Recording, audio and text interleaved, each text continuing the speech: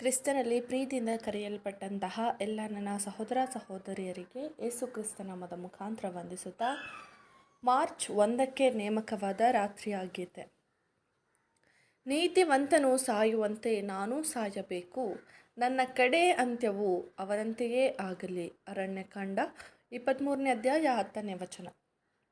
ನಮ್ಮ ಕರ್ತನಾದ ಯೇಸು ನೀತಿವಂತನಾಗಿದ್ದನು ಮತ್ತು ನಾವು ನಮ್ಮ ಮರಣವನ್ನು ಕುರಿತು ಯೋಚಿಸುವಾಗ ಆತನನ್ನು ಆತನ ಮರಣವನ್ನು ಕುರಿತು ನಾವು ಯೋಚಿಸಬೇಕು.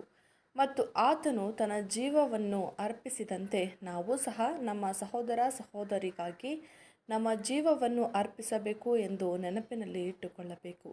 ಆತನು ದೈವಿಕ ಯೋಜನೆಯಂತೆ ಈ ಭೂಮಿಯ ಆಸಕ್ತಿಗಳು, ಅನುಕೂಲತೆಗಳು, ಹಕ್ಕುಗಳು ಮತ್ತು ಸಂತೋಷಗಳನ್ನು ಬಲಿಯಾಗಿ ಅರ್ಪಿಸಿ ಹೇಗೆ ಮರಣ ಹೊಂದಿದನೋ ಹಾಗೆಯೇ ನಾವೂ ಸಹ ಆತನೊಂದಿಗೆ ಸಾಯುತ್ತೇವೆ ಎಂದು ಒಡಂಬಡಿಕೆಯನ್ನು ಮಾಡಿದ್ದೇವೆಂದು ನೆನಪಿಸೋಣ. ನಾವು ಆತನೊಂದಿಗೆ ಸತ್ತರೆ ಆತನೊಂದಿಗೆ ಬದುಕುವೆವು, ಆತನೊಂದಿಗೆ ಬಾಧೆಯನ್ನು ಅನುಭವಿಸಿದರೆ ಆತನೊಂದಿಗೆ ನಾವು ಸಹ ಆಳ್ವಿಕೆಯನ್ನು ಮಾಡುವೆವು. ಆತನೊಂದಿಗೆ ಮಹಿಮೆ, ಮಾನ, ನಿರ್ಲಯತ್ವವನ್ನು ಪುನರುತ್ಥಾನದಲ್ಲಿ ಪಾಲು ಹೊಂದುವ ನಿರೀಕ್ಷೆಯು ನಂಬಿಗಸ್ತಿಕೆಯಿಂದ ಆತನೊಂದಿಗೆ ಆತನ ಮರಣದಲ್ಲಿ ಪಾಲು ಹೊಂದುವುದರಲ್ಲಿ ಆಧಾರಿತವಾಗಿದೆ. ಅಂದರೆ ಆತನೊಂದಿಗೆ ಈ ಪ್ರಸ್ತುತ ಈಗಿನ ಕಾಲದಲ್ಲಿ ಆತನ ಬಾಧೆಗಳಲ್ಲಿ ಪಾಲು ಹೊಂದುವುದು ಅವಶ್ಯವಾಗಿದೆ. ಆದರೆ ನಾವು